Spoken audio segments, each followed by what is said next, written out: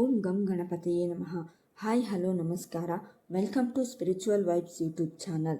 ನಾವು ಈ ವಿಡಿಯೋದಲ್ಲಿ ವರಮಹಾಲಕ್ಷ್ಮಿ ವ್ರತದ ವಿಶೇಷತೆಗಳ ಬಗ್ಗೆ ತಿಳಿದುಕೊಳ್ಳೋಣ.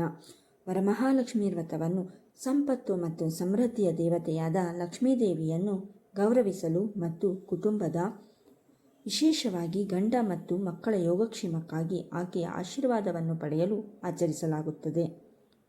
ಇದು ದಕ್ಷಿಣ ಭಾರತದಲ್ಲಿ ಜನಪ್ರಿಯ ಹಬ್ಬವಾಗಿದ್ದು, ಇದನ್ನು ಹಿಂದೂ ಪಂಚಾಂಗದ ಶ್ರಾವಣ ಮಾಸದ ಹುಣ್ಣಿಮೆಯ ಹಿಂದಿನ ಶುಕ್ರವಾರದಂದು ಆಚರಿಸಲಾಗುತ್ತದೆ.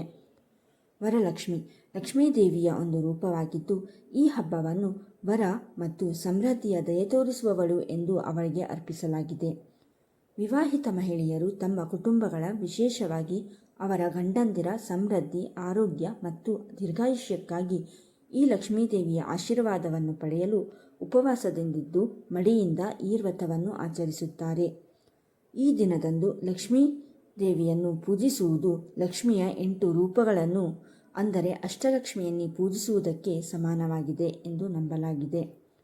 ಪ್ರತಿಯೊಂದು ಧೈರ್ಯ, ಯಶಸ್ಸು, ಸಂತತಿ ಮತ್ತು ಬುದ್ಧಿವಂತಿಕೆ ಮುಂತಾದ ಸಂಪತ್ತು ಮತ್ತು ಸಮೃದ್ಧಿಯ ವಿಭಿನ್ನ ಅಂಶಗಳನ್ನು ಪ್ರತಿನಿಧಿಸುತ್ತದೆ.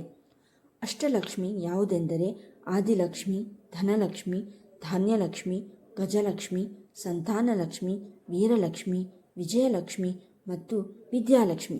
ವರಮಹಾಲಕ್ಷ್ಮಿಯ ದಿನ ಈ ಲಕ್ಷ್ಮಿಯ ಪೂಜೆಯನ್ನು ಮಾಡಿದರೆ ಈ 8 ಲಕ್ಷ್ಮಿಯನ್ನು ಪೂಜಿಸಿದಂತಾಗುವುದು ಎಂಬ ನಂಬಿಕೆಯಿದೆ.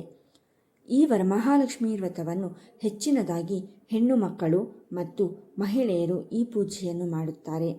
ಮಹಿಳೆಯರಿಗೆ ಈ ವರಮಹಾಲಕ್ಷ್ಮಿ ವ್ರತವು ವಿಶೇಷವಾದದ್ದು, ಏಕೆಂದರೆ ವಿವಾಹಿತ ಮುತ್ತೈದೆಯರಿಗೆ ಅರಶಿನ, ಕುಂಕುಮ, ತಾಂಬೂಲವನ್ನು ಕೊಟ್ಟು ನಮಸ್ಕರಿಸುವ ಪದ್ಧತಿಯಿದೆ. ಮೂಲಭೂತವಾಗಿ ವರಮಹಾಲಕ್ಷ್ಮಿ ವ್ರತವು ಪಾಲಿಸಬೇಕಾದ ಹಬ್ಬವಾಗಿದ್ದು, ಮಹಿಳೆಯರು ತಮ್ಮ ಕುಟುಂಬಗಳ ಒಟ್ಟಾರೆ ಯೋಗಕ್ಷೇಮ ಮತ್ತು ಸಮೃದ್ಧಿಗಾಗಿ ಲಕ್ಷ್ಮೀದೇವಿಯ ದೈವಿಕ ಅನುಗ್ರಹವನ್ನು ಈ ವರಮಹಾಲಕ್ಷ್ಮಿ ವ್ರತದಿಂದ ಪಡೆಯುತ್ತಾರೆ. ಈ ವರಮಹಾಲಕ್ಷ್ಮಿ ವ್ರತ ಮಾಡುವುದರಿಂದ ಸಕಲ ಇಷ್ಟಾರ್ಥಗಳನ್ನು ನೆರವೇರಿಸಿಕೊಳ್ಳಬಹುದು. ಈ ವಿಡಿಯೋ ನಿಮಗೆ ಇಷ್ಟವಾದಲ್ಲಿ ಲೈಕ್ ಮಾಡಿ, ಶೇರ್ ಮಾಡಿ ಮತ್ತು ನಮ್ಮ ಚಾನಲನ್ನು ಸಬ್ಸ್ಕ್ರೈಬ್ ಮಾಡಿ. ಧನ್ಯವಾದಗಳು.